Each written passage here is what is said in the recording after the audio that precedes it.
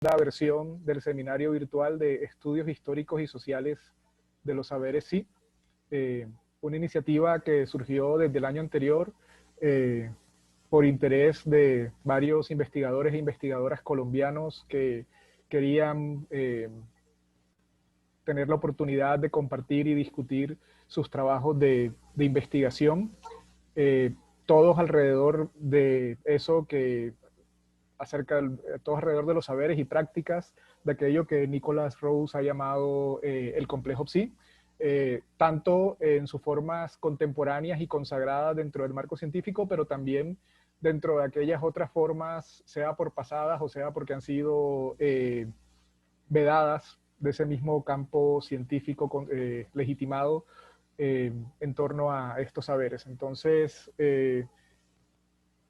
también bajo la situación de confinamiento por las medidas frente a la pandemia, la opción que tuvimos fue precisamente reunirnos virtualmente y eso permitió entonces que se sumaran a esta iniciativa más colegas tanto de Colombia como del exterior, quienes, digamos, terminaron constituyendo el cartel de esa primera versión del seminario y a quien ahora quisiera agradecerles y en particular pues a nuestro colega que está aquí presente, Jairo Rosso, de la Fundación Universitaria Los Libertadores, a Sebastián Soto, que lastimosamente no nos puede acompañar hoy por una situación familiar.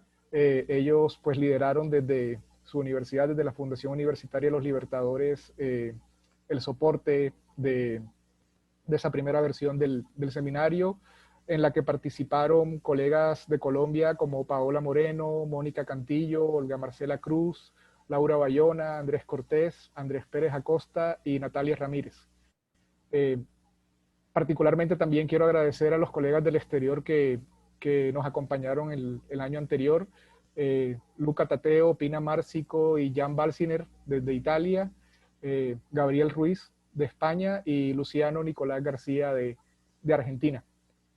Bien, ahora en 2021 continuamos con el seminario, ahora bajo los auspicios de la Universidad del Valle y directamente con el apoyo del grupo de investigación Sociedad, Historia y Cultura de la Facultad de Ciencias Sociales y Económicas de la Universidad del Valle, grupo que es liderado por la profesora María del Carmen Castrillón, que ha tenido problemas de conexión para acompañarnos hoy, pero esperamos que en cualquier momento pueda conectarse. A ella y a los profesores y profesoras del grupo quiero expresar también públicamente mi agradecimiento por apoyar esta iniciativa. Y también un agradecimiento pues muy especial a Santiago Blandón, quien se ha encargado de todo el trabajo de comunicaciones y el soporte técnico para hacer posible que nos encontremos hoy. Entonces, me place mucho presentarles ahora a Mauro Sebastián Vallejo, nuestro conferencista invitado para esta sesión inaugural. Debo decir que tenía muchas ganas de poder escucharlo en directo, parece, no en vivo, pero bueno, aquí estamos en directo, porque Mauro pues tiene un trabajo muy interesante que ha venido construyendo a lo largo de su carrera.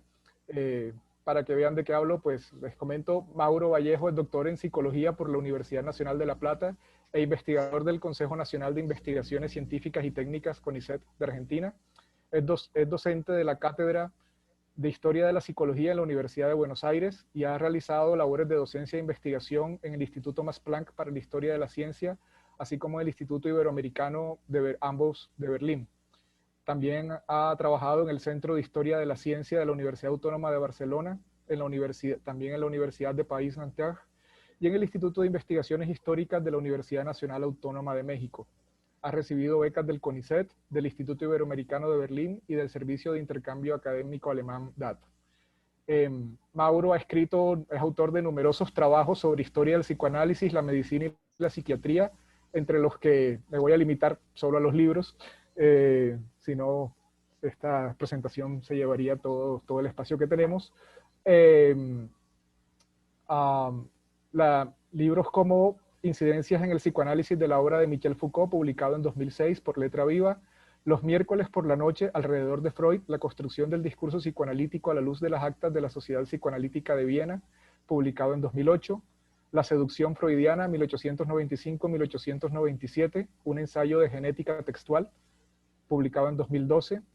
El Conde de Das en Buenos Aires, 1892-1893, que apareció en 2017, y Cuando la hipnosis cruzó los Andes, magnetizadores y taumaturgos entre Buenos Aires y Santiago, 1880-1920, escrito en coautoría con María José Correa y publicado en 2019 por Editorial Pólvora de Chile.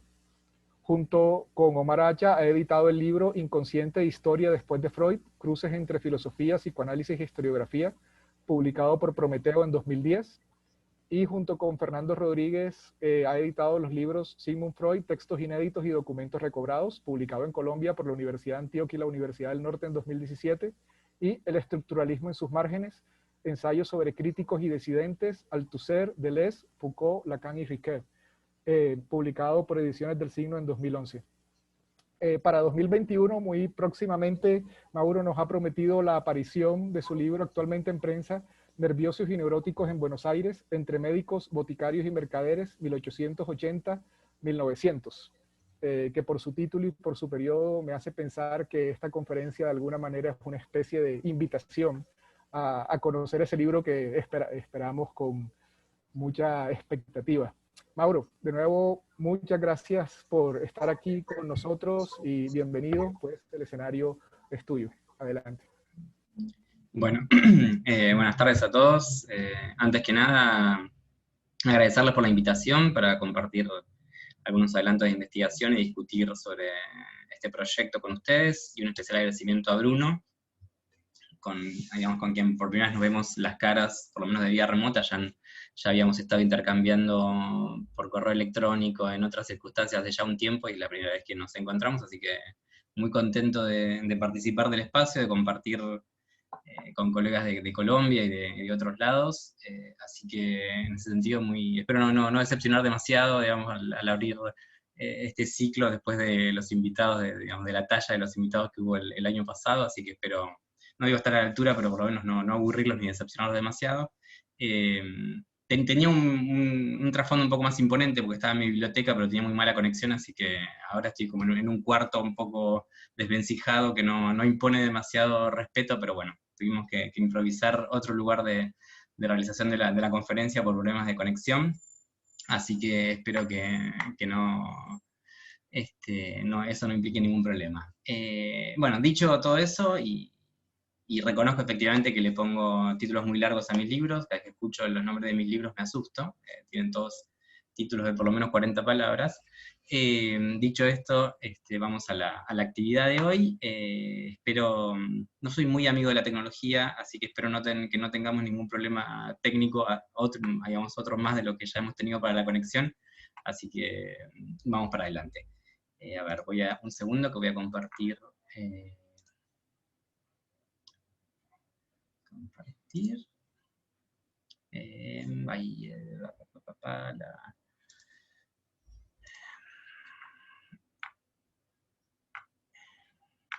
¿Se ve la presentación? Bruno, no se ve todavía, ¿no? Efectivamente se ve, sí. Se ve, ahí. Sí, ya está en pantalla completa, perfecto. Ok. A ver, esperen un segundito. Que, esto no lo calculé. Está ahí, perdón, Sebastián era, ¿no? El que iba a encargarse de lo técnico. ¿Estás ahí? ¿Sí? ¿Qué necesitas? No, porque a su vez me cambié de lugar y Sí. tenía el Word en la otra computadora, y ahora quiero ver el Word, pero si pongo el Word se va a ver en la pantalla, ¿no? Sí, si está en el computador que estás compartiendo pantalla, Sí. se va a ver. No, Pero creo que Ok, si le ok. das en opciones avanzadas de la función compartir, de pronto te da la opción de solamente compartir la ventana del PowerPoint, y entonces puedes ir alternando y no se va a ver, digamos, que estás pasando del... A ver, esperen un segundo. Perdón por este accidente, pero me acabo de dar cuenta que si ponía compartir. Espérenme un segundo. Evitar compartir salida de pantalla. Grabar información, no. A ver, me esperan un segundo que voy a traer. Esperan un segundo. Dale, Mauro, tranquilo. Lo que le explicaste está muy bien, profe. En opciones de pantalla, de compartir pantalla, él puede compartir solo esta ventana.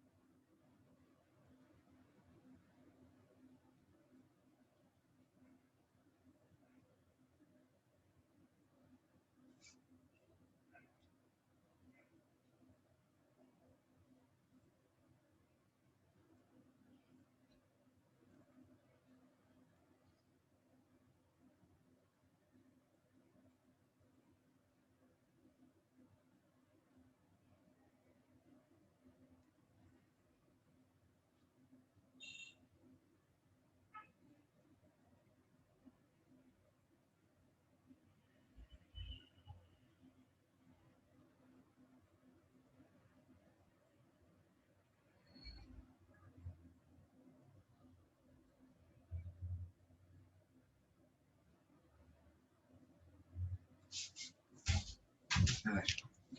Ahí volví. Sí, ¿estamos? Aquí estamos y creciendo. Sí.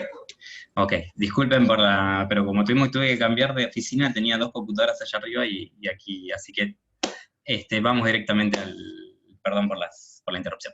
Entonces, la ponencia de hoy tiene el título No se puede ser chic si no se es exquisitamente nerviosa, la experiencia neurótica en Buenos Aires entre 1880 y 1900, entre médicos, marcachifles y curanderos.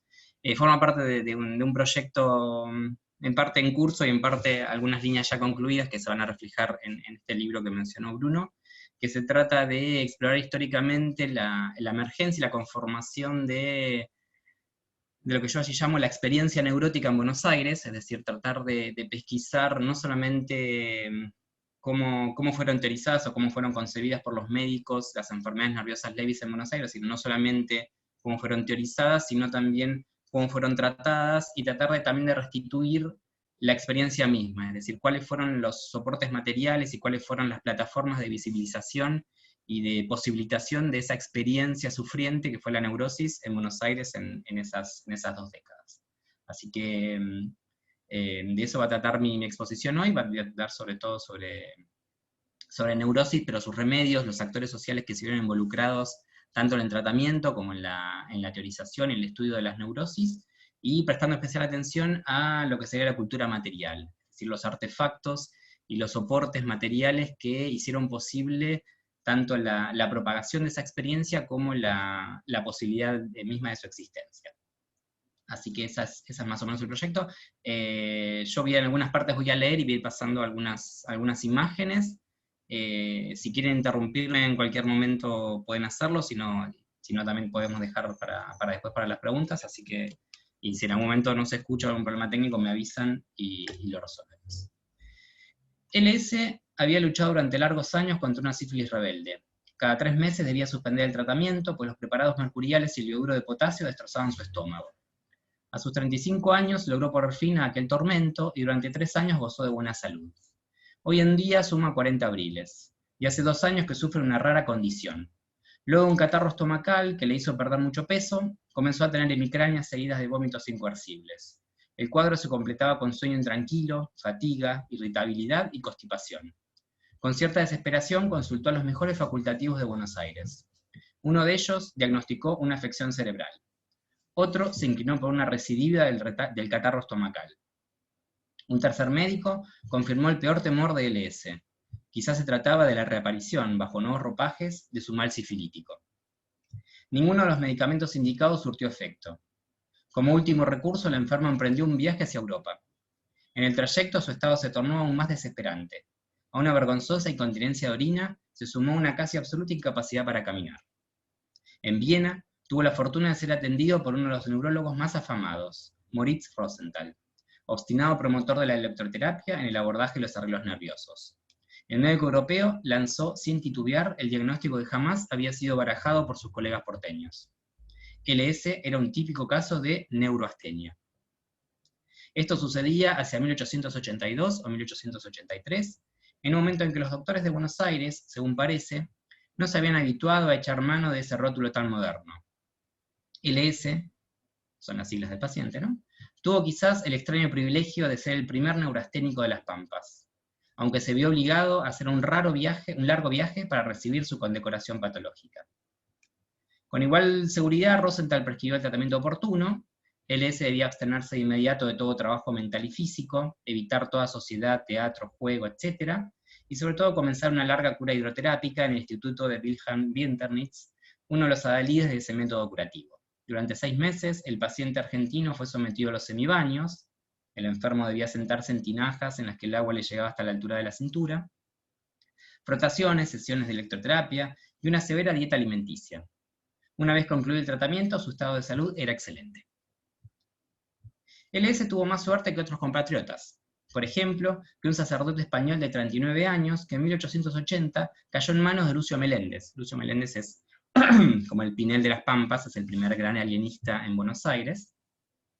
Hacia 1878, luego de una caminata de unas 12 cuadras, N, este sacerdote, y cito, tomó un baño tibio sin tener la precaución de mojarse la cabeza con agua fría, dice Meléndez. Así que saben, si toman un baño tibio, siempre mojense la cabeza con agua fría. De inmediato comenzó su calvario: ansiedad, opresión, mareos y dificultad para sostenerse en pie. Como los síntomas no desaparecían, consultó a un médico, que tras revisarlo le dijo que no tenía nada. Visitó luego a 5 facultativos distintos. Algunos de ellos dijeron que no comprendían cuál era el mal que lo aquejaba. A Yerza, un médico muy reputado en Buenos Aires, por su parte, le dijo categóricamente que no tenía nada. A los viejos malestares se sumaron otros igual de molestos. No podía retener nada en la memoria, era incapaz de escribir, era imposible concentrarse o prestar atención. Esa progresión patológica no hacía sino alimentar su rencor hacia los diplomados. Cito, se le decía que no tenía nada, y su carácter, el que se había vuelto irascible, y su estado nervioso periférico y central, se encontraban tan irritados que al menor choque contra su cuerpo o un grito dado próximo a él, le excitaban sobremanera. Fin de cita. Cuando finalmente fue a ver a Meléndez, hacia 1879, el alienista diagnosticó una, y cito, congestión cerebral activa en el período crónico, y prescribió bromuro de potasio, purgantes y un leve sangrado. El tratamiento se mostró eficaz, y muy pronto el clérigo pudo retomar su vida normal. Tercera viñeta, y con esta termino las viñetas. Otro que tuvo menos suerte fue que LS fue un individuo de Chivilcoy, un pueblo de la provincia de Buenos Aires, cuyo historial fue recuperado por Juan Mateo Franceschi en una nota publicada en la revista Médico-Quirúrgica, en 1886. El artículo tenía el objetivo de denunciar el mal hábito de algunos médicos porteños, de renombre, que al ser consultados por enfermos desahuciados del interior, eran incapaces de ahuyentar los temores de sus clientes, a quienes despedían con palabras de desesperanza. Este enfermo en particular padecía trastornos nerviosos, que se manifestaban por palpitaciones, sofocación, insomnio y dispepsia. Se dirigió a la ciudad de Buenos Aires, donde uno de aquellos diplomados de dudoso prestigio lo despachó con un diagnóstico de pronta muerte, es decir, le dijo que pronto se moría. El pobre nervioso volvió a su casa en Chivilcoy y se pegó un tiro. Pero la herida no fue mortal. A resulta del disparo, perdió la mandíbula y la lengua. Sus malestares nerviosos desaparecieron, pero quedó condenado a alimentarse a través de un embudo de por vida.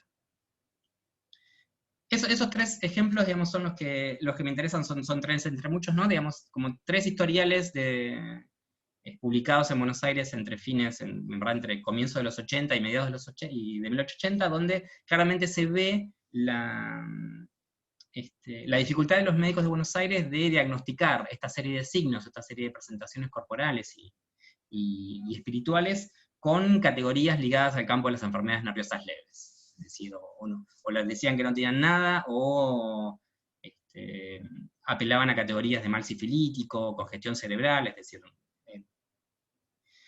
Y de ahí, de alguna forma, ese es un mojón de investigación en el sentido de establecer un contraste entre este tipo de literatura médica, donde se ve claramente la torpeza o la imposibilidad de los médicos de Buenos Aires de reconocer esa experiencia sufriente como neurosis, y otras evidencias que apuntan en una dirección contraria. Y el contraste, digamos, o esas otras evidencias que apuntan en una dirección contraria son de varios tipos.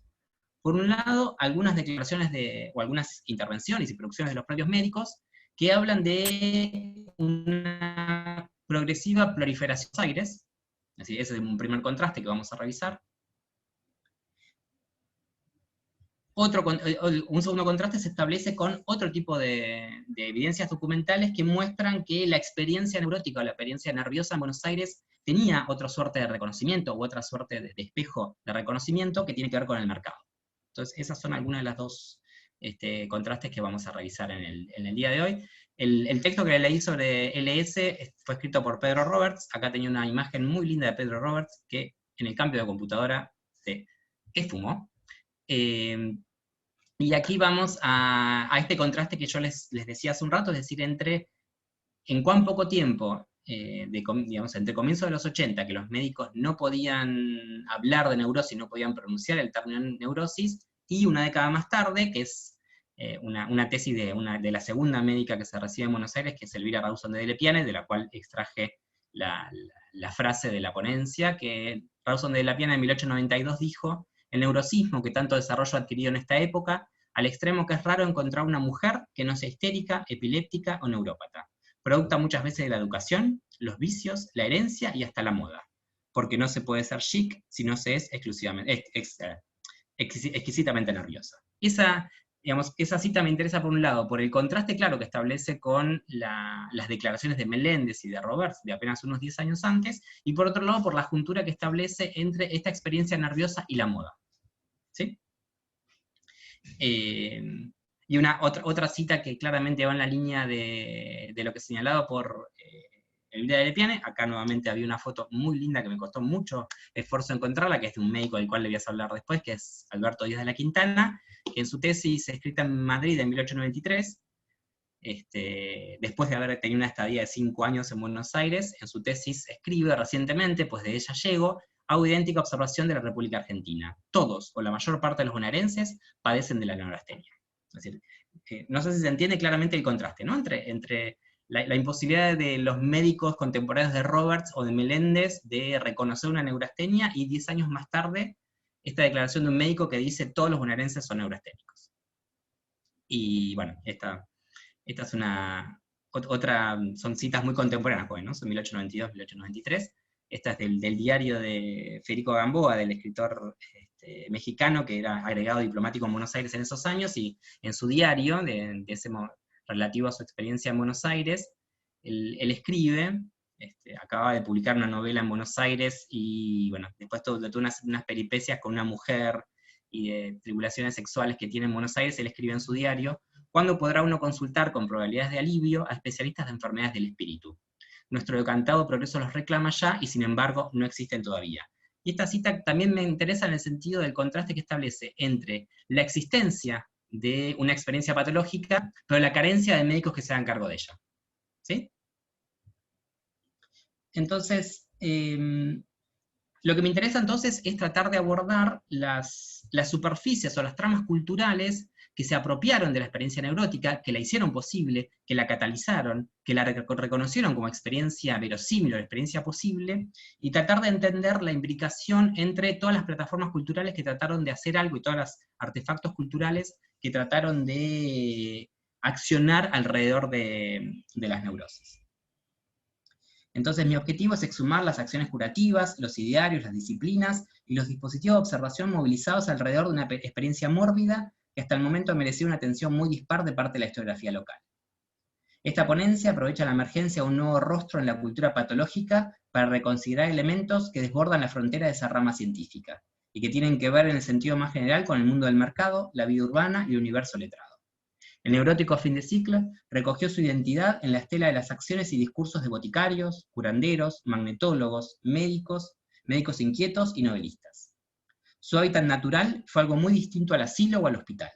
Debe ser hallado, por el contrario, en la amalgama sincopada entre la farmacia, los centros de hidroterapia, los gabinetes de hipnosis y las marquesinas de los teatros de moda. Es decir, eso es lo que, una de las hipótesis que quiero compartir con ustedes, es decir, cuál es el locus, cuál es la localización cultural, la localización social que habilita la experiencia neurótica y la hace posible, y justamente lo que yo trabajo, lo que justamente se trabaja, muchos historiadores trabajan alrededor de estas enfermedades leves, es de qué manera no fue el hospital, y no fue sobre todo, no fue el asilo, pero tampoco fue el hospital general, el lugar donde esta experiencia se desenvolvió, sino que fue esta ciudad de consumo, esta ciudad conformada por las propagandas de productos farmacéuticos, los centros médicos privados y una serie de otros artefactos de los que vamos a hablar a lo largo de esta ponencia.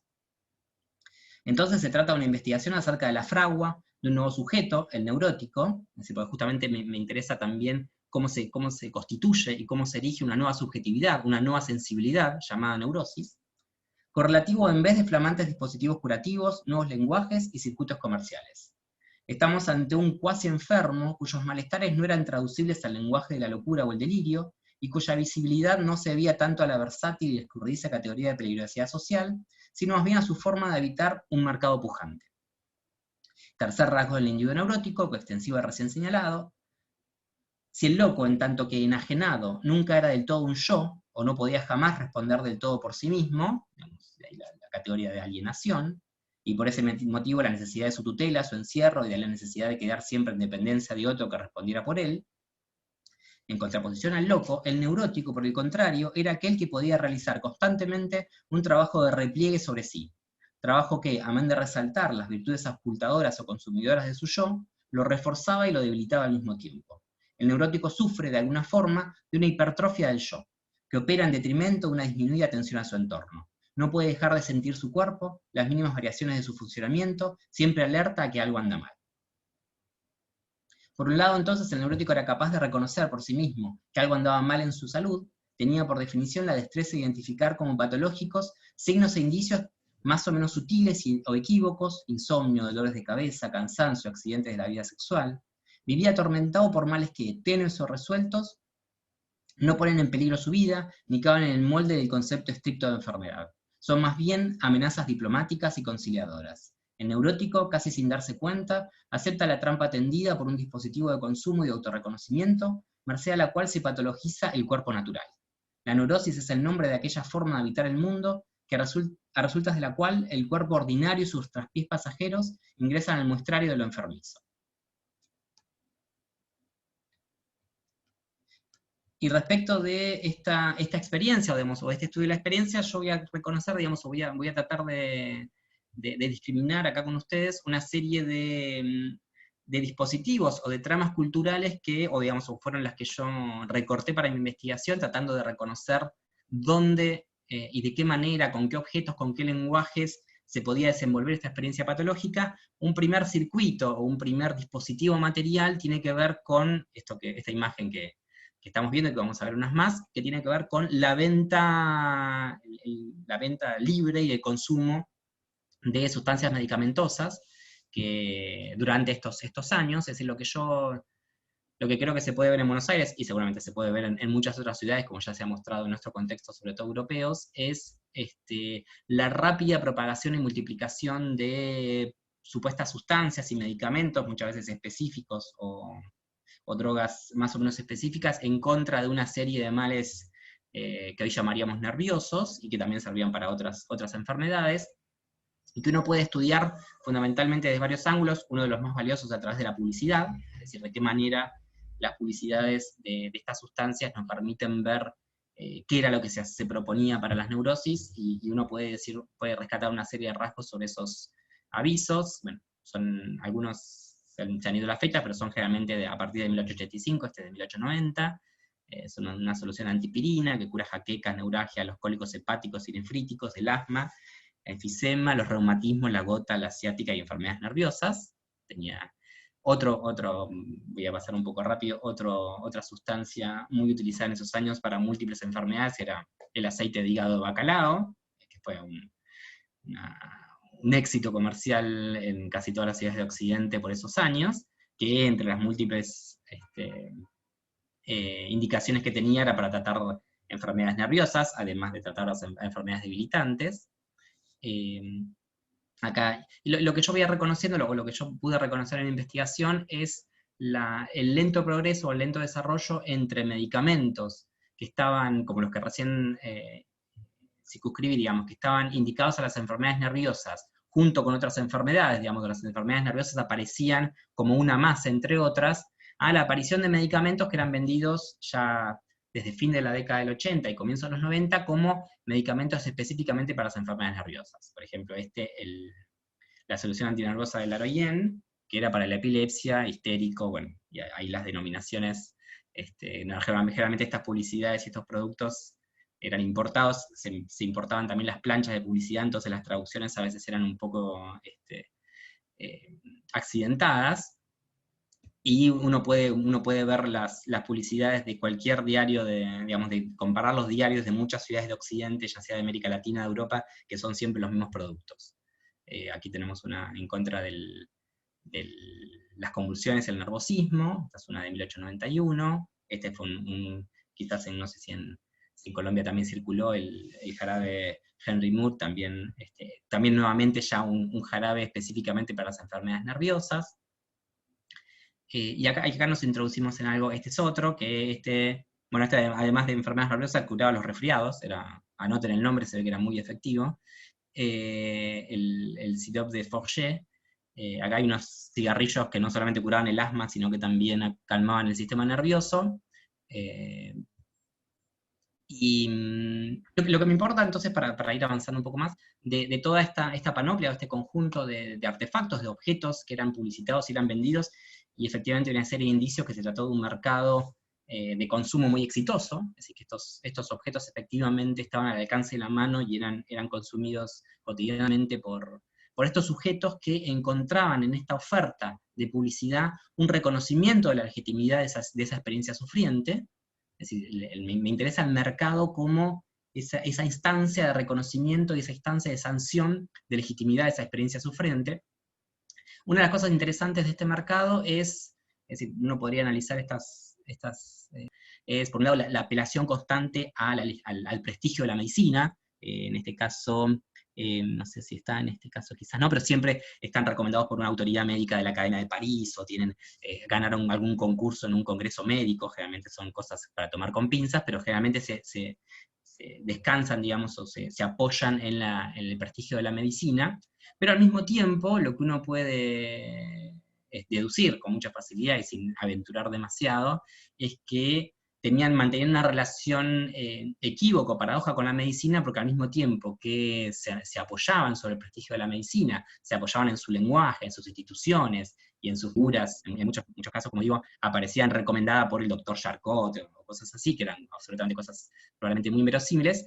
Al mismo tiempo, en verdad, pasaban por alto la experiencia médica, en el sentido de que estos objetos estaban lanzados, y en verdad incitaban un autoconsumo. Es decir, eran objetos de venta libre que ofrecían para la experiencia sufriente de la neurosis un tratamiento y un abordaje que dejaba un costado al médico. Es decir, que en verdad alentaba el propio consumo, digamos, incitaba hacerse cargo del sufriente, de su propia salud, y encontrar en la farmacia, en la botica, la solución al alcance de la mano.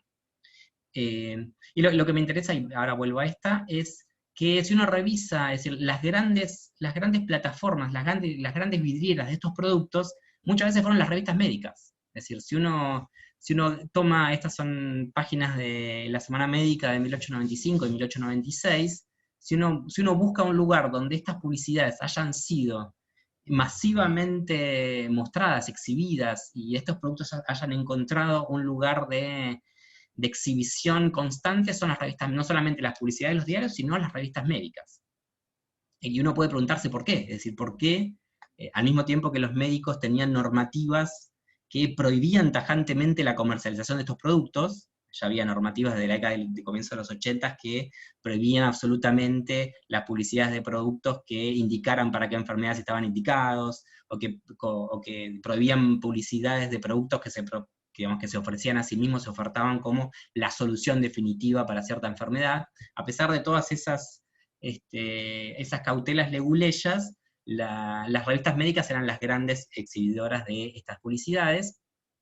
Lo que uno puede conjeturar, y vuelvo y acá traje una serie de citas de esos años, de médicos, digamos, que claramente en las declaraciones de los médicos, en las intervenciones de los médicos, claramente se ve que la medicina está la saga de este circuito comercial, que es el circuito de consumo que reconoce la neurosis, es decir, que fue, o la hipótesis que yo trato de desarrollar en mi investigación es que, dado que fue el circuito comercial de consumo el que sancionó la legitimidad de la neurosis, es decir, la neurosis se instaló a sí misma, se instaló como experiencia con el lenguaje de este consumo, con el lenguaje de este yo que busca un objeto material, su solución.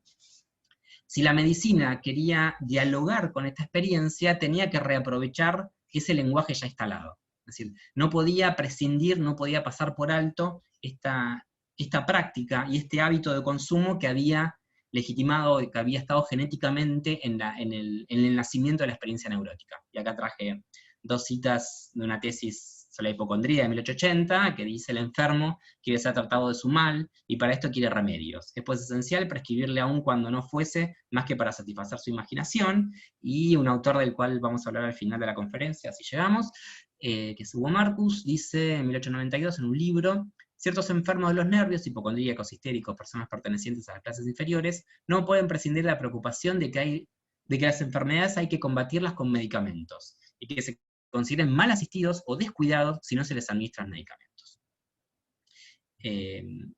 Bueno, acá tenía una serie de otras publicidades. Bueno, y lo que uno puede reconocer digamos, o si uno quiere hacer una investigación un poco más exhaustiva de todos estos productos que fueron ofertados y que estuvieron al alcance de la mano de los neuróticos porteños en estos años, no solamente había drogas, sino que también había otro tipo de productos que no se correspondían con la categoría de sustancia medicamentosa, por ejemplo, que también aparecían publicitados en los diarios: medallas, cinturones magnéticos, manuales de autoayuda, de autocuración. En este caso es una suerte de medalla como sería de collar y de diadema, que si uno cortaba, curaba una serie de enfermedades, nerviosidad, insensibilidad en varias partes del cuerpo, neuralgia, bueno, y así, no vamos a hacer el catálogo completo, pero uno claramente encuentra que esta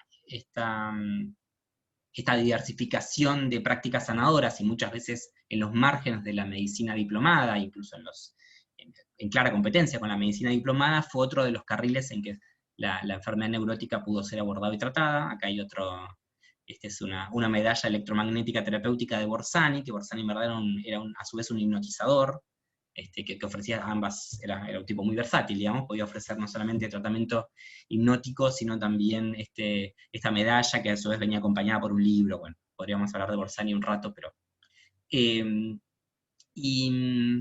lo que me interesa para terminar con este circuito de consumo y pasar a lo siguiente es, esta publicidad me gusta en el sentido de que, por su fecha, digamos 1895, ya es un poco más avanzado, ya más cerca del tramo final del periodo que yo elegí, no solamente se trata de un medicamento expresamente indicado contra las enfermedades nerviosas, sino hay una serie de rasgos que claramente muestran la llegada a otro punto, digamos, o la desembocadura en otro punto, en el sentido de que la presencia de una imagen mucho más grande, en este caso esta señora, y sobre todo lo que me interesa de esta imagen es que el neurótico en esta publicidad ya tiene un rostro reconocible, es decir, el neurótico puede reconocer en esta mujer, y la neurosis, digamos, me parece que el mensaje de esta publicidad es interesante y es equívoco, porque lo que transmite es quién no quiere estar en el lugar de esa mujer, ¿no? Es decir, lo que transmite es el mensaje equívoco de la neurosis como una experiencia patológica de la cual hay que liberarse, pero a su vez una experiencia ligada a la pertenencia a cierto circuito de distinción, a cierta comodidad, cierto hábitat, que me parece que establece un contraste muy claro con representaciones de la neurosis anteriores, que si funcionase bien y podíamos volver rápido a una imagen previa, de una publicidad previa, donde se veía un sujeto caído al piso convulsionando. Es un contraste muy claro respecto a nivel icónico, digamos, de la representación no solamente de la enfermedad, sino, digamos, de la experiencia a la cual va dirigida. Bueno, no volvemos porque está muy lenta y quiero avanzar un poco. Entonces, estas son más o menos este es un primer cuadrante, un primer circuito que me interesó en mi investigación, digamos, para tratar de reconocer qué pasaba con la neurosis, pero sobre todo cuál era la plataforma material que le daba existencia a la neurosis. Y al mismo tiempo, en mi investigación me ocupé de un segundo circuito, de un segundo entramado de prácticas y de actores y de localizaciones, que tiene que ver con los institutos privados de la medicina. Es decir, al mismo tiempo que, bueno, esta cita no la voy a hablar porque es muy larga, pero lo que uno puede ver claramente es que en simultáneo a que estos medicamentos empiezan a multiplicarse y la publicidad de estos medicamentos contra las enfermedades nerviosas ocupan cada vez mayor presencia en las páginas de los diarios y de las revistas, al mismo tiempo se produce en la medicina una novedad, fines de 1870, comienzos de 1880, que es la rápida fundación y de repente la invasión de la ciudad por centros de medicina privada, y muchos de ellos, la mayoría de ellos, destinados a este sector, a esta experiencia que es la neurosis, o los nervios, o digamos, los motes y los vocabularios se van refinando poco a poco, pero claramente digamos, reconocen en las enfermedades crónicas y fundamentalmente las enfermedades nerviosas una clientela muy, muy clara. Bueno, los primeros fueron los centros de hidroterapia, no podríamos hablar sobre ellos largo y tendido, pero bueno, fueron los primeros que se fundaron y rápidamente también se habilitaron a comienzos de los 80 salas o institutos ligados a la electroterapia, que ahora vamos a ver algunos. Y lo que me interesa de estos centros privados son dos cosas. Por un lado, que son centros que prosiguen la oferta lanzada por los medicamentos en el sentido que ofrecen para la neurosis un consumo. Es decir, lo que ofrecen estos, digamos, a diferencia del hospital, o a diferencia de la consulta en los consultorios clásicos, esos institutos establecen un maridaje o una fusión entre la experiencia sufriente de la neurosis y una acción de consumo. Y una acción de consumo que porta, o que otorga distinción.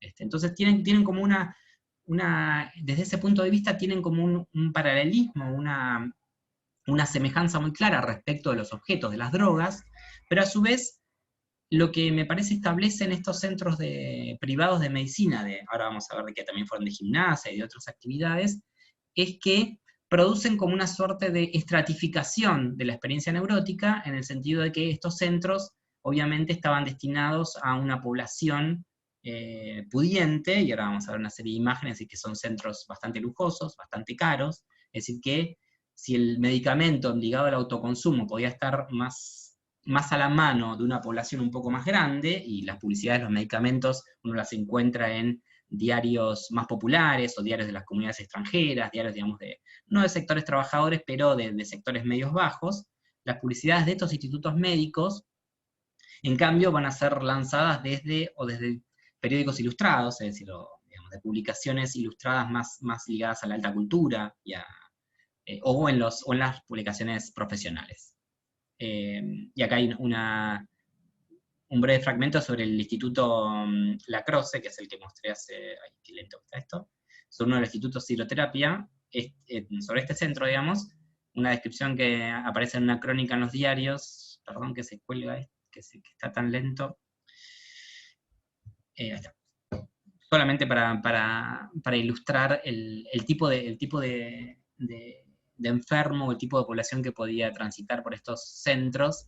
Si el cliente lo desea, tiene a su disposición todos los servicios accesorios, peluquero, pedicuro, confitería. Allí no se oye un ruido, no se nota una irregularidad. Hasta para las más superfluas necesidades de toilette encuentra siempre un mucamo que le facilita peines, le cepilla la ropa, le abrocha los botines, le alcanza el sombrero, le hace una reverencia y le da un salud señor, atento y respetuoso. Acá había otra serie de ilustraciones de lo mismo.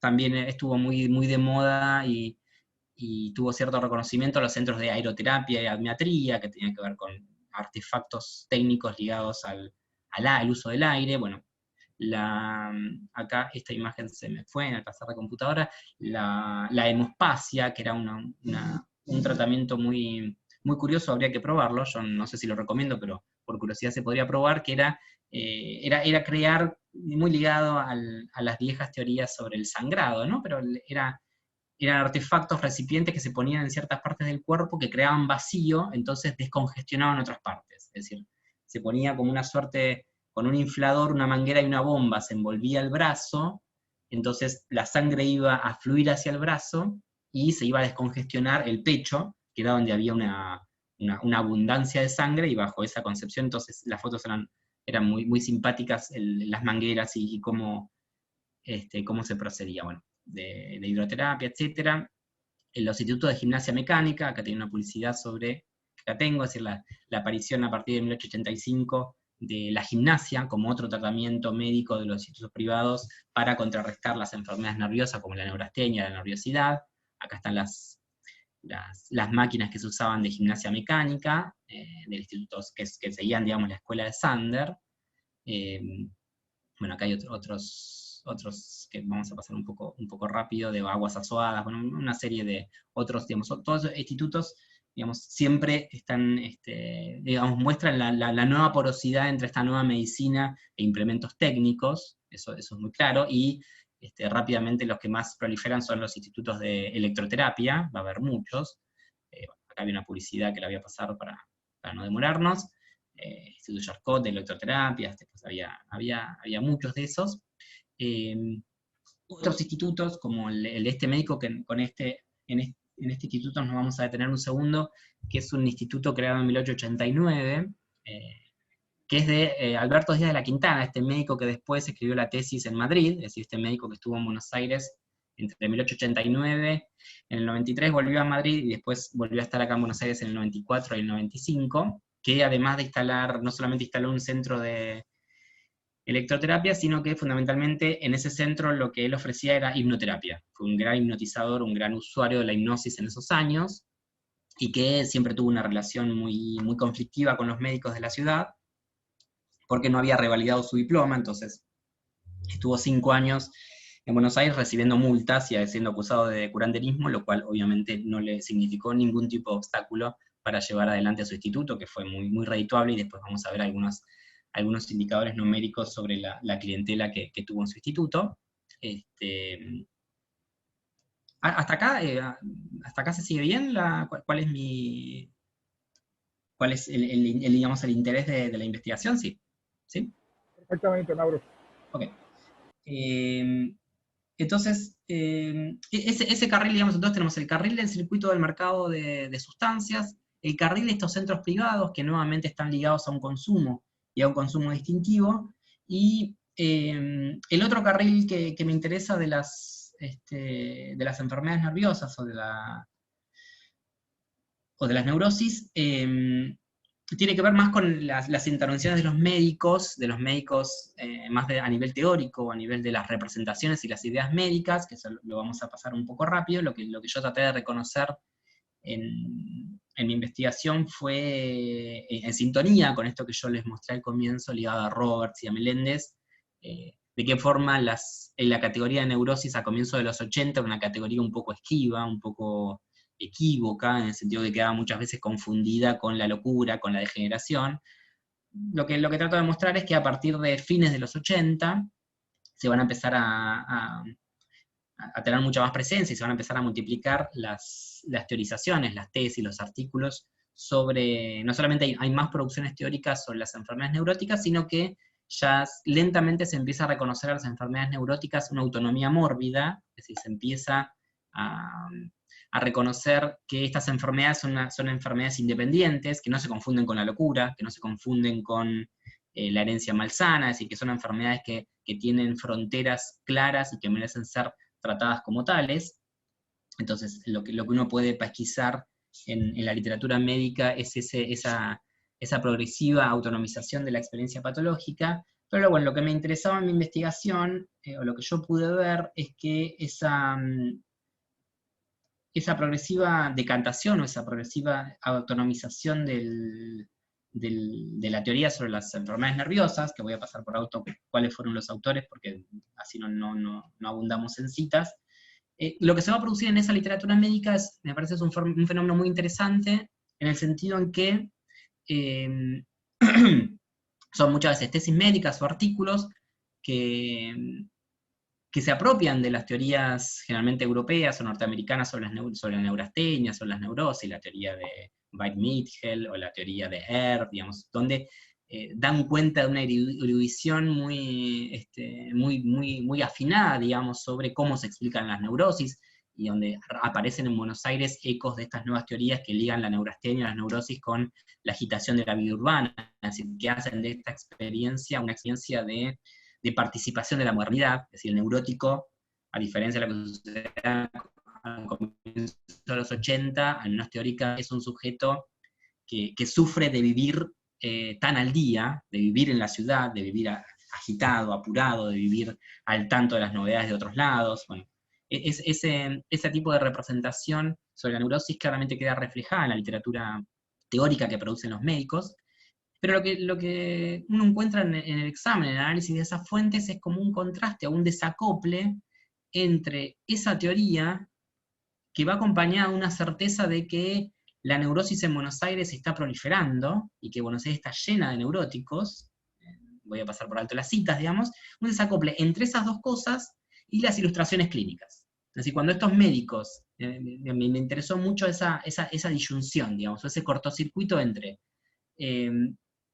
una teoría que dice estamos llenos de neuróticos, y los neuróticos son estos sujetos que sufren de la modernidad y hay que tratarlos, por ende, con tonificantes y con energizantes, etcétera, con electroterapia, la disyunción entre eso y los historiales clínicos. Que los historiales clínicos o bien faltan, entonces hay tesis que prometen constantemente que al final de la tesis va a venir la ilustración clínica que nunca llega, o las ilustraciones clínicas, y eso lo podríamos ver en otro momento para no demorarnos, las ilustraciones clínicas establecen un cortocircuito muy claro con todo lo que se dijo anteriormente. Los remedios utilizados en las instituciones clínicas no tienen nada que ver con los remedios que supuestamente debían usarse. Entonces en los remedios vemos un tratamiento moral muy ligado al asilo, o sangrías, es decir, una cosa que establece un contraste muy, muy claro. Y por otro lado, un contraste muy claro entre esas afirmaciones de estamos llenos de neuróticos y la pobreza del material clínico.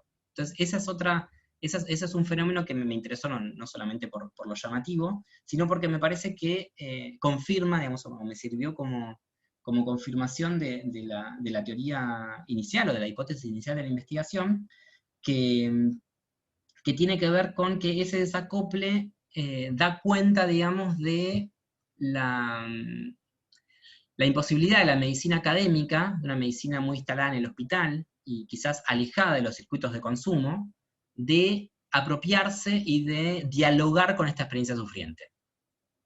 Y me interesa ver si avanzamos para ir al siguiente. Me parece que... acá está. Digamos, lo que yo encontré es no solamente en esas tesis que empiezan a hablar de neurosis y reconocen la neurosis como una enfermedad autónoma, no pueden dar ejemplos clínicos, o dan muy pocos ejemplos clínicos que no queda claro de qué se trata ni la enfermedad ni el tratamiento, y eso va de la mano con los registros estadísticos que hay sobre los pocos registros estadísticos que hay sobre emprendimientos hospitalarios o consultores externos que dependen de sociedades médicas, que, por ejemplo, los consultorios del Círculo Médico Argentino, que fueron unos consultores externos habilitados en la década del 80, revisando los registros de esos consultorios, las neurosis no aparecen. Aparece un caso en 1891, a mediados de los 80 no aparece jamás tratado un caso de neurastenia o nada que se le parezca. El contraste entre eso, que me parece muy, digamos, que yo lo leo como en claro diálogo con esta pobreza del material clínico de las tesis, y lo que uno encuentra en otro tipo de documentos que también provienen de la medicina, que tiene que ver con o los centros privados, cuando uno lee los folletos de los centros privados, o una literatura menor que escribían los médicos de estos centros privados, donde tienen material clínico de sobra. Es decir, que claramente ese centro privado logró darle a la experiencia sufriente un reconocimiento y un diálogo que el hospital, o que los centros, el Círculo Médico Argentino logró darle, y el contraste mayor es entre, me parece, esas estadísticas sobre el Círculo Médico Argentino, donde aparece en 1891 un neurasténico tratado, y este cuadro, que es el cuadro de la clínica de Díaz de la Quintana, de este médico español que estuvo en Buenos Aires a partir de 1889, que fue hipnotizador, que fue dueño de un instituto de electroterapia, que fue perseguido todos esos años por no tener título legítimo, por no haberlo revalidado. Cuando se quiere ir del país en 1893, pone en alquiler su consultorio, y entonces empieza a publicar en los diarios no solamente publicidades o advertencias de que lo quiere poner en alquiler, sino que empieza a publicar en los diarios recuentos que dan, digamos, perdón por la redundancia, que dan cuenta de el buen negocio que es esa clínica, es decir, de forma tal de atraer inversores. Publica un cuadro que claramente es una exageración, estos números no pueden ser tomados con demasiada certeza, pero más allá de las exageraciones me parece que sí reflejan una realidad aproximada. Entonces, por ejemplo, tenemos que en 1892, durante todo el año, se atendieron en el centro de Díaz de la Quintana 887 neurasténicos. Es decir, al tiempo que en el Círculo Médico Argentino, el consultorio de enfermedades nerviosas, se había atendido un neurasténico, Díaz de la Quintana atendió a 887. Pongamos que está exagerando, y que atendió 10 veces menos que eso, aún así el contraste es, me parece, digamos, ilustrativo y elocuente, ¿no? ¿Se entiende cuál es el contraste que estoy estableciendo, digamos, o cuál es la dicotomía o el desacople que estoy tratando de... ¿Cuánto tenemos? ¿Tengo 5 minutos más o ya querés que vaya redondeando?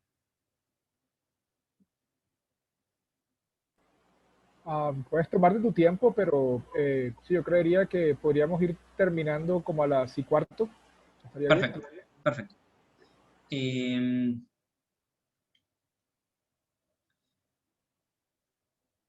Entonces, esta dicotomía o esta disyunción entre las distintas documentos o los distintos registros que hay de la experiencia neurótica también se ve confirmada por otro registro u otra evidencia que me interesa, que es este libro de otro médico extranjero que también tuvo problemas, no por no haber revelado ese título, sino por otra serie de razones que no importa traer a colación ahora, pero digamos, un médico muy hacendoso y que tenía bastante pericia en lo que era el mercado, la publicidad y la visibilidad pública. Fue este médico el único que redactó, digamos, en esos años, en 1892, y que publicó este libro, Higiene de los Nervios, digamos que es, desde mi punto de vista, es como la gran obra que hay sobre las neurosis en Buenos Aires, es este libro. ¿No es cierto? La gran obra en el sentido de que logra mostrar acerca de la neurosis un reconocimiento de una autonomía mórbida, es decir, hace de las enfermedades neuróticas una enfermedad con una teoría más o menos sólida. Y entonces me interesa rescatar, bueno, por qué Marcus, que era un médico supuestamente especialista en ginecología y en cirugía, que nadie lo quería en la ciudad, que no tenía ningún tipo de experiencia ni en asilo, ni en la cátedra de enfermedades nerviosas, digamos que era una suerte de outsider en la medicina de Buenos Aires, que había tenido un gran escándalo,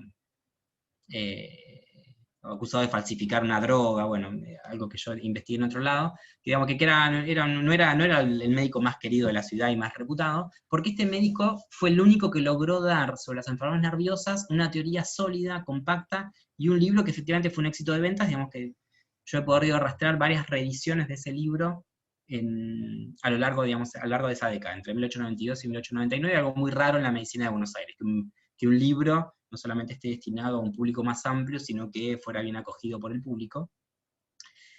Y lo que la hipótesis me parece que es, en el sentido de que confirma esta línea de lectura, en el sentido de que logró eso porque era un gran publicista, era un experto en la lógica del consumo. Es decir, entonces hizo de la teoría de los nervios un objeto de consumo. Es decir, publicó un libro y lo publicitaba, y tiene una publicidad, es decir, hizo de esa teoría un objeto que se acoplaba al artefacto o al dispositivo de reconocimiento de la neurosis, que era el consumo. ¿Sí? Y entonces, este es más o menos el mapa o la trama cultural en la que me parece se pueden ver algunos rasgos de la neurosis, y con lo que quiero terminar es con el rescate de de otra tesis, de una tesis médica de 1907, es decir, en 1907, un médico, Manuel Cortés, en su tesis de medicina, se pregunta, ¿quién no tiene en nuestra época algo de neurasténico? ¿Quién no ha experimentado pasajeramente alguno de los síntomas de ese verdadero mal del siglo? Fin de cita. Esa sentencia puede valer como coronación del itinerario ya desglosado. Llevando un poco más allá las confesiones de diplomados como otros que habían escrito, Cortés asume sin ruborizarse la posibilidad de que un médico pueda ser al mismo tiempo un nervioso. Esa confidencia serviría como ratificación sumaria de que la experiencia neurótica ha logrado por fin desplegar todos sus atributos. Se ha cerrado el abismo ciego detrás del cual otros médicos, como Ramos Mejía, se habían parapetado para observar un proceso mórbido que jamás podía afectarlo. Es decir, me interesa de esa cita el contraste entre otras afirmaciones de médicos diciendo en la década del 80, un médico jamás puede ser neurótico, con esta cita de 1907 de quién no ha sido neurótico alguna vez. Las cosas no podían ser de otro modo, pues para 1907 los artefactos y circuitos que habían propiciado la articulación y sostenimiento de aquella experiencia neurótica no habían hecho otra cosa que crecer. Estamos a un paso del centenario, de la celebración de los 100 años de la independencia del país, y el creciente arraigo de una cultura de masas no hará sino propiciar el aumento del consumo interno y la maquinaria publicitaria. Bueno, eso no me importa. Con esto termino. Y lo que me interesa es que el neurasténico de Cortés, el neurasténico de esta tesis, sigue siendo un cerebro desgastado que convoca a la medicina a listar los desarreglos que se dan a ver, o que se adivinan casi sin diálogo sensible. Malestares estomacales, dolor de cabeza, insomnio, temblores, vértigo, falta de atención, etc. Pero empieza, sin timidez, a adoptar una nueva identidad. Es decir, me parece que en esta tesis y en otros trabajos de comienzo de siglo, se ve que claramente permuta o se produce una metamorfosis de la experiencia sufriente. Es decir, el neurótico tiene otro rostro y pide otra cosa. Es decir, la enfermedad ha cambiado de naturaleza. El sujeto nervioso del nuevo siglo comienza a ser ante todo un espíritu aturdido que precisa los auxilios de un intercambio de palabras, tanto para su sanación como para la explicitación de sus malestares. Si los síntomas físicos no dejan de tener un marcado protagonismo, ahora poseen igual notoriedad en las manifestaciones psíquicas que tienen la forma de un guión. Ya no se trata solamente del aturdimiento mental o de la bulia, fenómenos que casi no tienen argumento, para cuyo examen alcanza con indicar si existen o no, y que pueden ser descritos con el mismo lenguaje áspero que se emplea para detener una inflamación, sino sobre todo de signos que son en sí mismos hechos narrados. A algunos enfermos, cito a Cortés, después de haber colocado una carta en el correo, les asalta de repente la duda y se revisan bien para ver si efectivamente la han depositado o la tienen.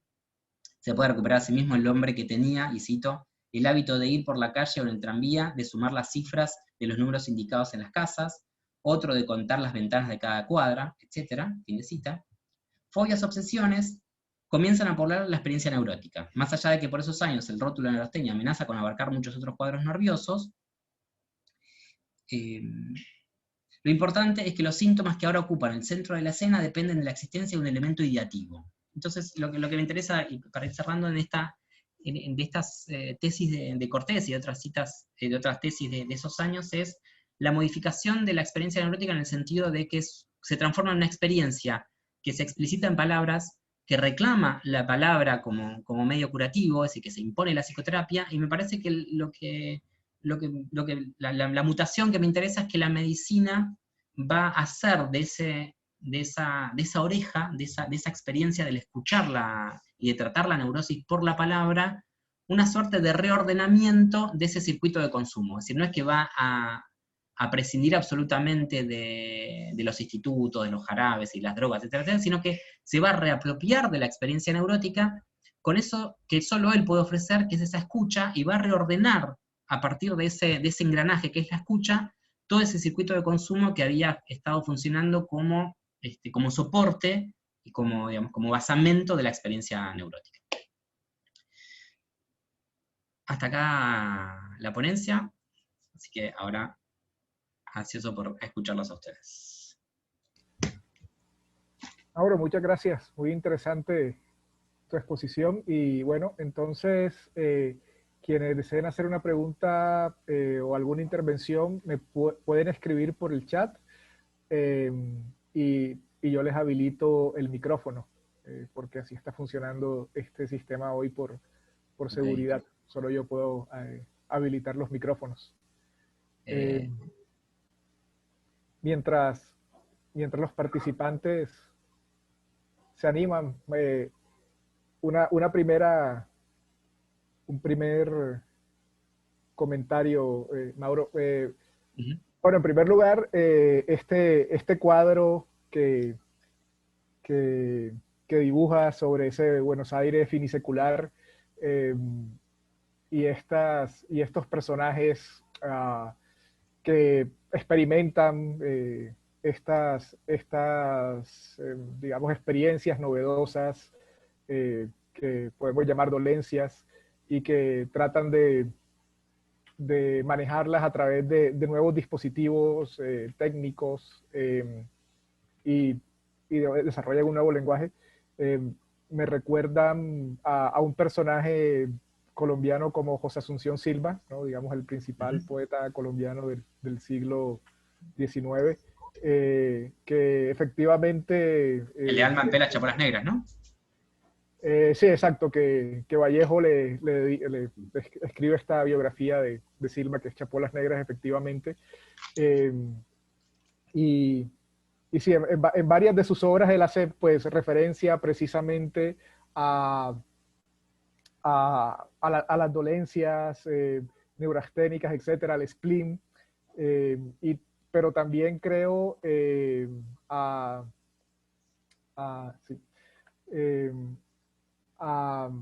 hay un poema que se llama precisamente Cápsulas, de José Asunción Silva, donde hace referencia a los posibles tratamientos de estos desarreglos nerviosos propios de los dandies de la época. Solamente voy a citar el último verso que dice, bueno, la última estrofa: luego desencantado de la vida, filósofo sutil, a Leopardi leyó y a Schopenhauer, y en un rato de spleen se curó para siempre con las cápsulas de plomo de un fusil. Pues antes había probado el personaje con Sándalo Mibí y con Éter de Clertán.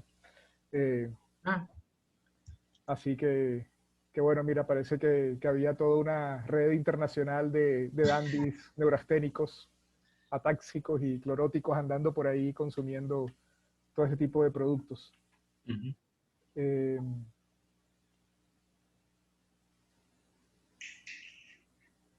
Y tenía una pregunta así muy puntual, un dato. Tú mencionas entonces cómo ya a principios del siglo XX, digamos, acercándose al centenario, aparece o emerge esta nueva concepción de la enfermedad mental como una enfermedad, digamos, del espíritu, ¿no? Como algo que tiene que ver con el lenguaje y con la escucha. Pero, digamos, esto que dices ocurrió al margen digamos, del descubrimiento freudiano, o es producto precisamente de la irrupción de la obra freudiana y de la llegada de la obra freudiana a Buenos Aires. ¿Respondo ahora o esperamos otras preguntas? ¿O voy respondiendo? ¿Sí? Puedes ir respondiendo, sí. Ok. Antes que nada, muchas gracias por la mención de la estrofa de Silva, no la tenía para nada presente, pero efectivamente incluso las cápsulas de Clertán que mencionas son una de las sustancias que estaban en Buenos Aires, es decir, da claramente cuenta de un mercado global, una circulación global de estos productos, es decir, que claramente había no solamente vendedores, fabricantes, y toda una red de actores sociales que garantizaban esa circulación de objetos en las grandes metrópolis de Occidente, que es impresionante, digamos, en esos años. Y efectivamente, quizás cosas que no tuve tiempo de tratar, de qué manera estas representaciones sobre el spleen, sobre el desgano, sobre la desesperanza, también se transformó en el carril literario, en un tropos, en una figura muy explotada, digamos, y muy versátil, en el sentido de que desde el modernismo a otras corrientes literarias, la neurosis también fue representada de un modo muy valioso, digamos, y que establecía como a veces discusiones con el discurso médico. Y sobre lo que sucede a comienzos del siglo XX, y eso me interesa, digamos, es que esta tesis que yo traje a colación, que es la de Cortés, que es una tesis menor, digamos, es un médico que no tiene demasiada importancia, son tesis, digamos, que no reflejan el impacto de la llegada del freudismo, es decir, que todavía no había llegado el nombre de Freud a Buenos Aires, pero sí dan cuenta de la llegada de una nueva medicina mental, sobre todo francesa, es decir, Janet, Grasset, es decir, de toda esa medicina contemporánea a Freud, pero en el sentido de una medicina que insiste en la idea fija, en las obsesiones, en la idea voluntaria, es decir, hay todo un desarrollo por la corriente francesa que es la que primero impacta en Buenos Aires antes de la llegada del Freud y del freudismo, pero que me parece que prepara el terreno, es decir, el gran autor de esos años en Buenos Aires es Janet, el archienemigo de Freud, pero aún así me parece que prepara el terreno para eh, para la próxima llegada de una psicoterapia más a la Freud, ¿no? Que quizás empieza a insertar más en la década del 20, pero me parece que falta mucho por revisar respecto de, en contextos en que el freudismo va a ser muy importante, en qué sentido no llegó a terreno virgen, digamos, en qué sentido llegó ya a una medicina mental que por ese impacto de la medicina francesa ya reconocía la enfermedad como un guión, ya reconocía el valor de la confesión, una cosa que aparece en Cortés, digamos, y el valor del diálogo con el paciente. Eh, pero sí, es algo paralelo y anterior a la llegada de Freud. Ah, vale, gracias. Bien, ya decía por el chat, los micrófonos están habilitados para que pues puedan activarlos por su propia cuenta, quien quiera incluirse en la discusión. Yo, Nuestro Bruno. amigo Carlos desde México, bienvenido. Gracias, Bruno. Mauro, fíjate que me gustó tu trabajo, me siento cercano, fíjate, al modo en que planteaste el horizonte o el relato. Digamos, yo no tengo ese uso de la enciclopedia cultural que tú planteas, pero me siento muy cercano porque justo mi investigación también ha intentado abarcar como ciertos lugares, como el de los espacios de contención, de intervención, el del lenguaje, los actores, y justamente entre esos escenarios que yo he tratado de ubicar como para reflexionar sobre el OPSI, es el de los medicamentos. O sea, lo que tú llamas como artefactos, yo llamo más bien le ubico como en el lugar de las prácticas.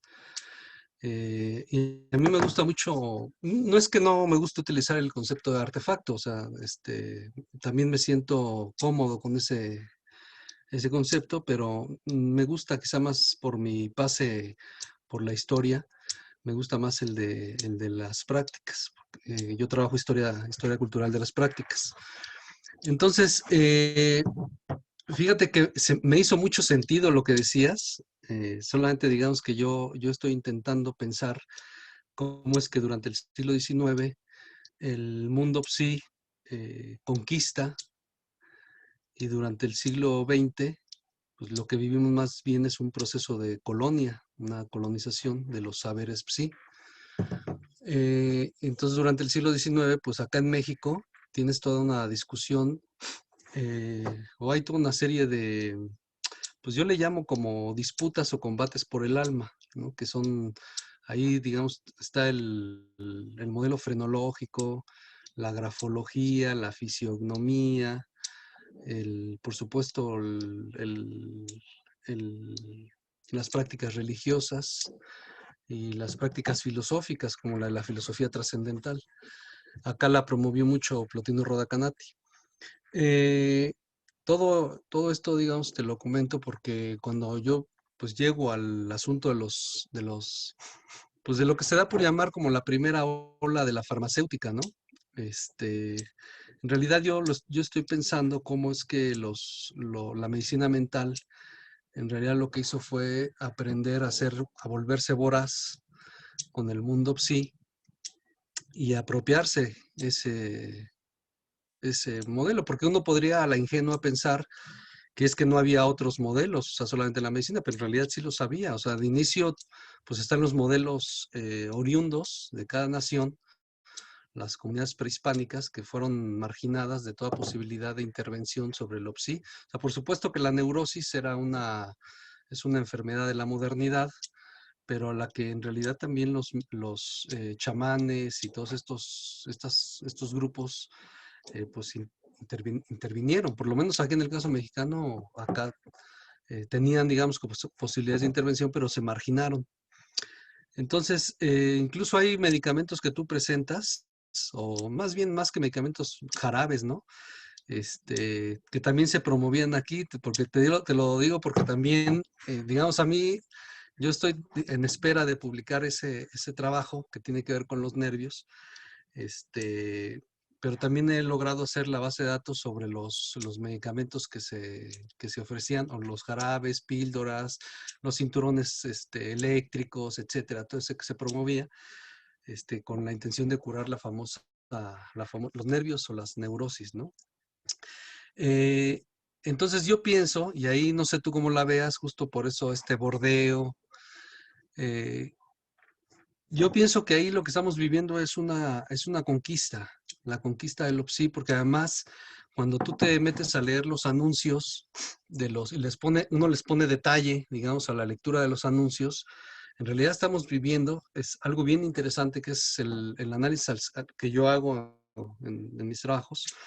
Estamos viviendo la fabricación de prácticas. O sea, cuando un anuncio llega, digamos, uno se encuentra de dos tipos, ¿no? El anuncio donde el médico dice, acá está mi consultorio y yo atiendo tales enfermedades, ¿no? Pero los otros son los más interesantes, los que ofrecen píldoras, jarabes, cinturones, etcétera.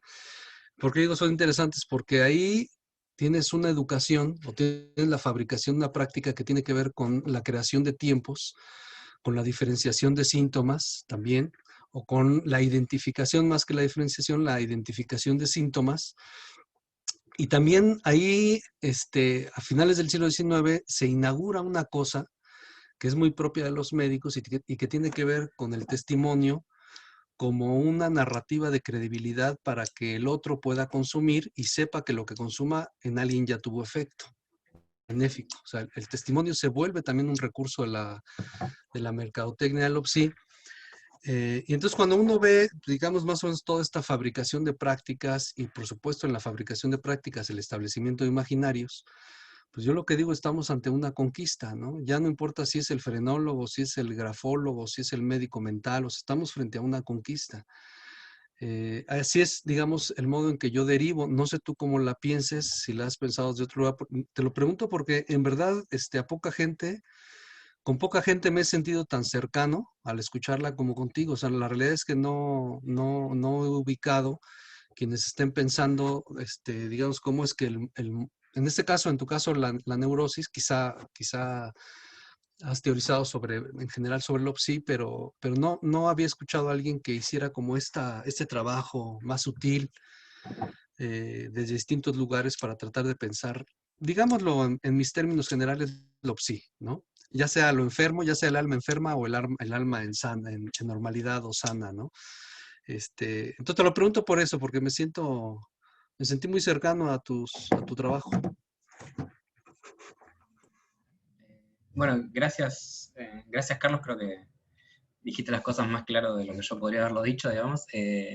Estoy absolutamente de acuerdo con vos en el sentido de por un lado, repensar todas estas dinámicas, estos procesos con lenguajes bien construidos, digamos. Esto que vos planteás sobre la conquista y la colonización me parece muy interesante, y también pensarlo siempre poniendo entre paréntesis o corriendo la lupa, digamos, de la medicina, ¿no? Digamos, o no partir del supuesto de que esto tenía que sí o sí ser terreno de la medicina y que la medicina simplemente aprendió, ¿no? Entonces, esto que vos planteás sobre la colonización y la conquista me parece muy sutil y muy atinado en el sentido de que coincido plenamente, es decir, que lo que vos decís, es decir, yo acá no lo traje, pero a mí me interesaba también de los avisos publicitarios de estas sustancias, por ejemplo, cómo empleaban antes que los médicos algunas categorías diagnósticas. Es decir, cómo aparece primero la invitación a reconocerse como un neurasténico en una publicidad de un aceite de hígado de bacalao,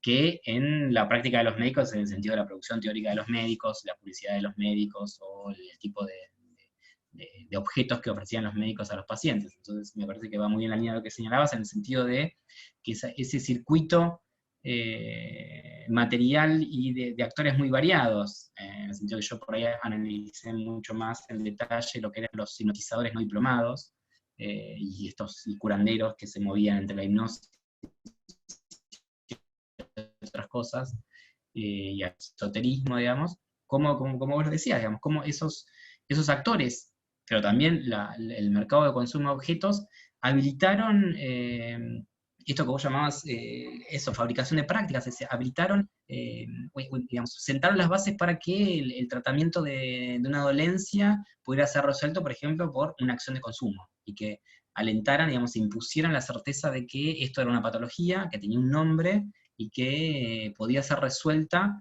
a través de una acción voluntaria y una acción consciente de conseguir algo, ¿no? Ese hábito fue conquistado por la medicina, es decir, pero fue fundado, fue perfeccionado y fue, digamos, enseñado por estos otros actores sociales. Entonces me parece que te soy sincero, no conocía tu trabajo, así que lo voy a buscar de inmediato, en el sentido en que me parece que planteas una línea que obviamente que me reconozco y me identifico, digamos, muy rica, digamos, muy interesante, de pensar esta constitución de una cultura psi y constitución de un saber y una práctica psi, donde la medicina no solamente no reina, digamos, o todavía no reina, sino que se mueve en un suelo, digamos, todavía en formación, donde hay que reconocer la existencia de muchos otros actores sociales y por supuesto, digamos, que estos medicamentos, digamos, que estas publicidades todavía tienen mucho para ofrecer, y, digamos, y merecen ser leídas desde muchos puntos de vista, y así que completamente de acuerdo con lo que vos señalás. No, pero fíjate, bueno, no sé si haya preguntas, me quedo callado, pero si no, hacemos el diálogo, Bruno. ¿Puedo? Adelante, adelante. Aquí ya... Ok, pero fíjate, Mauro, que digo, por supuesto que no tienes ni que conocerme ni que conocer nada de mí, o sea, eso está muy bien, me parece muy sano además. Pero fíjate, la gente a veces, incluso los investigadores, ven como con mucha curiosidad, casi hasta la gracia, estos anuncios de finales del siglo XIX. Y yo pienso que no tienen nada digamos, de pintoresco. Estamos ante una conquista y de verdad que no veo nada de ingenuidad en esos anuncios. Fíjate que ahorita que dices esto, acabo de publicar un artículo, y en el artículo pongo una cita. Entonces, si me permiten, es una cita pequeñita, se las voy a leer. Es sobre la publicidad en 1900, apenas 1900. Dice el personaje: le preguntamos al vecino si ha ensayado el producto. La 11ª vez cavilamos sobre si el fabricante ganará algo. La 12ª vez reflexionamos que el artículo puede ser muy bien útil. La 13ª vez, es decir, de que alguien lee el artículo, nos confirmamos en la idea de que aquello sirve. La 14ª, notamos que el artículo es precisamente lo que necesitamos hace tiempo. La 15ª, nos incomodamos por haber olvidado que teníamos que comprar aquello. La 16ª, pasamos por una tienda, vemos el artículo y entramos a comprarlo. La cita viene de un artículo que se llama Psicología del Anuncio, de 1900. 1900. No sé si me vas a creer, pero yo tengo esa misma cita la uso como epígrafe de uno de los capítulos. Mira. Está, con lenguaje más porteño, es igual, es decir, empieza con la 12ª y dice lo mismo. Es un artículo, una crónica de un diario, creo que de 1890. Este que yo lo tengo es de 1900 cerradito, es más, Mirá, es igual la cita, es la misma cita. Psicología de... Voy a ver si por aquí lo... Ajá, mira, el artículo está en el periódico, o yo lo encontré en el periódico El Chisme. Mira, El mexicano. El que yo encontré es de un diario de acá que se llama Sudamérica. Fíjate, entonces, nada de ingenuidad tienen. Ya ves cómo estamos cercanos, fíjate. Hemos ido trabajando sobre cosas, porque yo desde que empecé a escucharte, me sorprendió, dije, oye, no, nunca había escuchado que alguien anduviera rascando con intereses muy semejantes, con un lenguaje distinto, pero con intereses muy semejantes a los que estaba haciendo. Entonces, la realidad es que creo que sí uno tendría que poner más atención en ese tipo de anuncios, en lo que hacen y en cómo instituyen ciertas formas de de consumirlo, sí, como diría Alberoni, o de vivir la experiencia psi, ¿no? Eso me parece que sí sería como una beta que es necesario que empecemos a trabajar. Digo, la realidad es que yo llevo historiando esto, no porque me interese la historia de lo psi como una reliquia, ¿no? Sino me interesa porque creo que muchas de las situaciones que estamos viviendo en la actualidad, desde ahí, pues empiezan a verse, ¿no? Gracias, Mauro. Gracias, Carlos. Y estamos en contacto. Sale y vale. Mira lo que se puede crear así, ¿no? Un puente Argentina-México, Buenos Aires DF, a través de Cali, Colombia. Muy bien, esa es la idea. Si nadie más quiere intervenir, yo tenía otra pregunta en la manera como despliegas la narración, Mauro. Parece que se fueran dando estos desplazamientos. Primero, como tú dices, ese carácter como inédito y como extraño de la dolencia mental que todavía no tiene un nombre claro, que todavía los médicos no tienen muy claro cómo hacer. Luego se crean estos institutos, estas clínicas, con todo este aparataje para tratarlos, y luego un último momento en que, digamos, ya aparece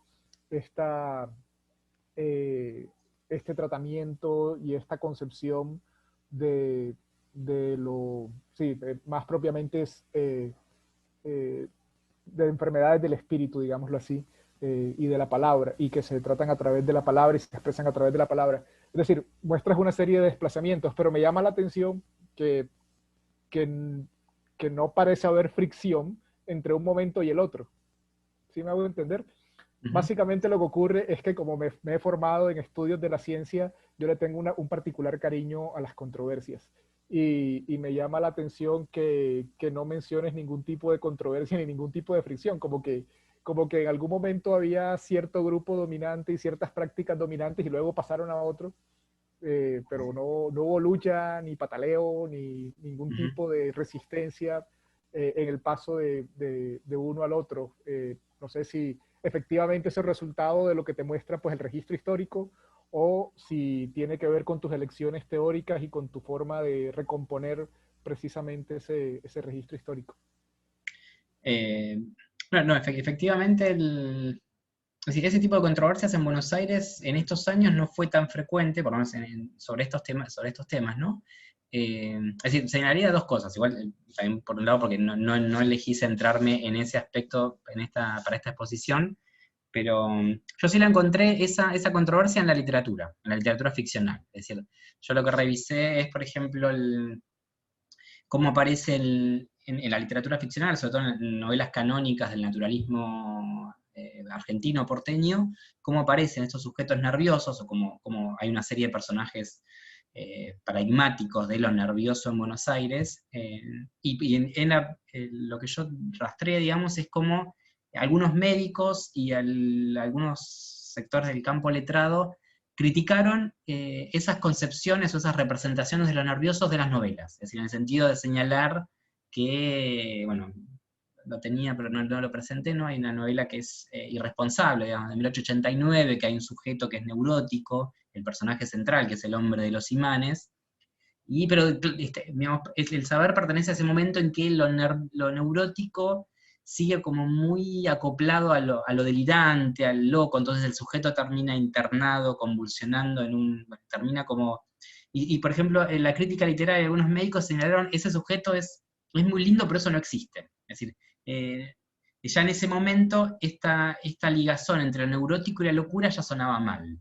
Entonces, por eso no es que no hubo fricciones, quizás no fueron tan frecuentes, y la segunda que quería señalar es, que lo pasé por alto, digamos, pero el gran autor de lo nervioso en estos años es José María Ramos Mejía, que era titular de la Cátedra de Enfermedades Nerviosas, y lo paradójico es que Ramos Mejía construyó, y escribió un libro temprano que sigue siendo leído, que es La neurosis célebres de los hombres de la historia argentina, que es como una suerte de 1878, lo publicó siendo estudiante de medicina, tiene 2 tomos, en 1878 y 1882, que lo que hace tratar de demostrar es cómo los grandes personajes de la historia argentina y latinoamericana no solamente habían sido grandes neuróticos, sino que esa enfermedad explicaba los procesos históricos, o por lo menos explicaba algunos hechos. Pero desde esa obra en adelante, Ramos Mejía quedó prendado, quedó adherido a una concepción de lo nervioso bastante anticuada. Es decir, en ese libro, neurosis es locura, claramente.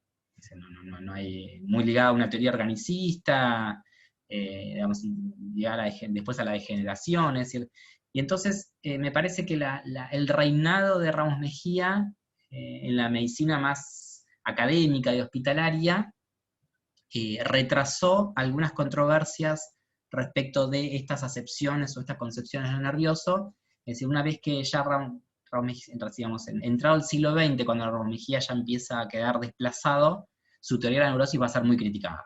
Es decir, se va a señalar claramente, y los discípulos lo primero que señalan es, Ramos Mejía usó el término neurosis de una forma absolutamente equivocada. Digamos, hubo algunas controversias, pero no, por lo menos en estos años no ocuparon el primer plano. Veo. Así que más o menos los diferentes actores coexistían más o menos pacíficamente y tolerándose hasta cierto punto. Sí.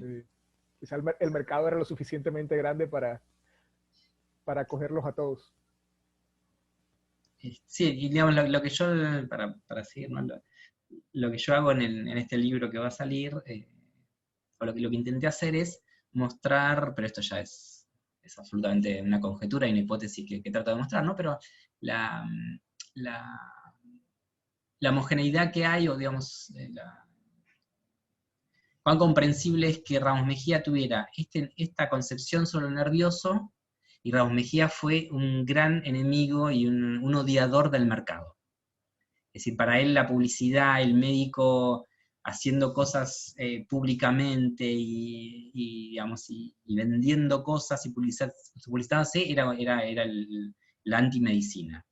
Entonces, para mí, lo que yo trato de mostrar es que es absolutamente lógico que el gran enemigo y quien más le dio la espalda al mercado haya sido quien permaneció más ciego a la experiencia neurótica.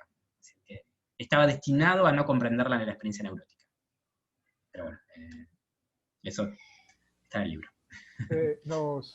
Una hipótesis muy interesante, ya volvemos a eso, porque Samuel nos pregunta el nombre del libro de Ramos Mejía, el título exacto. El hombre quiere la referencia, ¿cómo es? Grandes neuróticos de la historia argentina. Las neurosis célebres, esperen que tengo una memoria. Me voy copiando. Las neurosis célebres. ¿Te apareció? No. Sí, célebres. La estoy buscando, Deberían desterrarme de mi campo de estudio por no saber de memoria el título del libro de Ramos Mejía. Así que no quede grabado, por favor, Santiago, esto. Santiago. No te preocupes, lo editamos esta parte. Esta parte bórrenla. Ya. La neurosis de los hombres célebres, la historia argentina. Es un libro en dos tomos que es, digamos, que termina tratando sobre todo la figura de Rosas, de un político que después en Ramos Mejía, entrado el siglo XX, él va a dedicar su última gran obra es sobre Rosas, sobre la figura, es una biografía, una protobiografía psiquiátrica de Rosas. Ya en ese libro le dedicaba la mitad del libro a Rosas, va a ser como su obsesión durante toda la vida.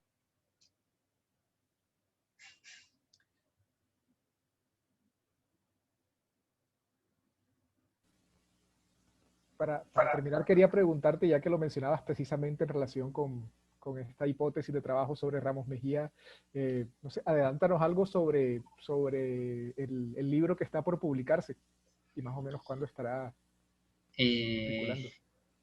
El libro, lo que escucharon hoy es como un esqueleto del libro, algunas pinceladas de lo que trato de abordar en el libro, es justamente sobre esto, ¿no? Sobre la experiencia neurótica reconocida o vista a través de un prisma que trata de ver distintas vertientes o distintos ángulos en la que fue tramitada, digamos, trabajó los remedios, los institutos médicos, trabajó las teorías médicas sobre lo neurótico, y también trabajó esto de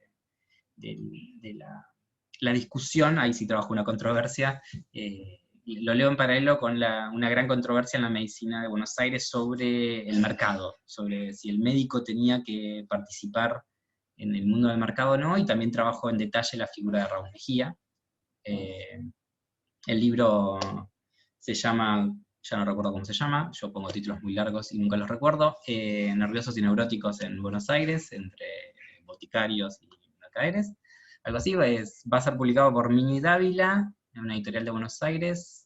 Me prometieron para abril, no les creo, así que, pero más o menos hacia mitad de año yo creo que va a estar. Y el otro, ya que me dan espacio a la publicidad y al mercado, y estuvimos hablando de charlatanes que se promocionan a sí mismos, también, no sé, creo que este año también va a salir otro trabajo de mi autoría puntualmente sobre este médico español, Alberto Díaz de la Quintana, el que tenía el hipnotizador y tenía este centro privado. Va a salir publicado por la editorial del CSIC de España, así que supuestamente, tampoco les creo, va a salir este año. Así que estén atentos al blog que dirige o del que se encarga Bruno, seguramente por ahí nos enteramos. Sí, sin duda habrá bastante promoción de los libros a través del blog, por supuesto. Sí, esperamos pues acompañarte en los eventos de lanzamiento virtuales y reales. Bien, no sé si alguien más quiere intervenir en la conversación. De no ser así, bueno, quisiera de nuevo agradecer a Mauro por esta interesante conferencia que nos ha brindado, esta exposición de lo último de su trabajo, que muestra, digamos, los alcances y las sutilezas que ha tomado su programa de investigación, ¿no? Que creo que precisamente Mauro nos muestra lo que es un programa de investigación llevado a cabo sistemáticamente. Creo que prácticamente conoce a todos estos personajes del fin de siglo porteño, todos estos hipnotizadores, médicos y charlatanes. Y les agradezco, pues, sí, también a todas y todos ustedes quienes nos han acompañado en esta primera sesión del seminario. Les recuerdo, en el mes de marzo tenemos una programación que se extiende hasta julio. En el mes de marzo tenemos el próximo miércoles 17 a las 5 de la tarde otro invitado internacional, Arturo Orbegoso de Perú, quien nos va a hablar sobre la psicología en la Universidad de San Marcos a finales del siglo XIX. Y el miércoles 31, también a las 5 de la tarde, Freddy Castro de la Universidad Nacional de Colombia nos hablará de un tema contemporáneo, la hiperactividad de la escuela sobre la conducta de los niños, ¿no? Un tema contemporáneo, pero que me parece que tiene también muchos paralelos con este panorama que ha presentado Mauro el día de hoy. Vale, ¿no? Muchas gracias a ustedes, muchas gracias Mauro de nuevo, y hasta la próxima. Gracias a todos por haber presenciado y debatido, y gracias Bruno infinitamente por la invitación y por abrir el espacio, así que seguimos hablando. Gracias, Mauro. Gracias, Carlos. Ahora le voy a robar tu dirección de mail a Bruno.